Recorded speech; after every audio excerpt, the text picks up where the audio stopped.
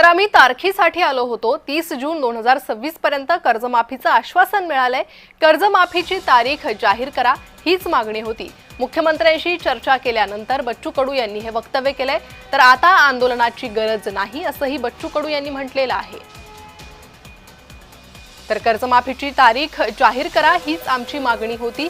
बच्चू कडूंचं हे वक्तव्य, त्यामुळे आता बच्चू कडू यांचं हे आंदोलन थांबलेलं आहे। मुख्यमंत्र्यांशी केलेल्या चर्चेनंतर बच्चू कडूंनी हे वक्तव्य केलेलं आहे। आता आंदोलनाची गरज नाही असं बच्चू कडू यांनी म्हटलेलं आहे।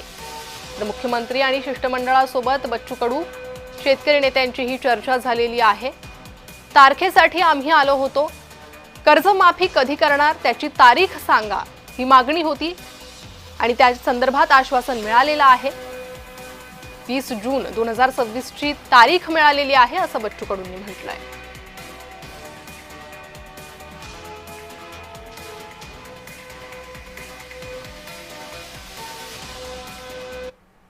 एकनाथजी शिंदे असेल, अजितदादा असेल आणि मुख्यमंत्री स्वतः यांनी सांगितलं का आम्ही जे दिलेला शब्द आहे तो 30 जून 2026च्या आत कर्जमुक्ती झाल्याशिवाय राहणार नाही आणि त्या संदर्भात त्यांनी जे शब्द दिलेला आहे आम्ही सुद्धा तारखेसाठीच आलो होतो का तुम्ही तारीख घोषणा करा, योग्य वेळ कधी आहे त्यांनी योग्य वेळ दिलेली आहे आणि त्याच्यामुळे आम्ही आत्ता तरी समाधानी आहोत।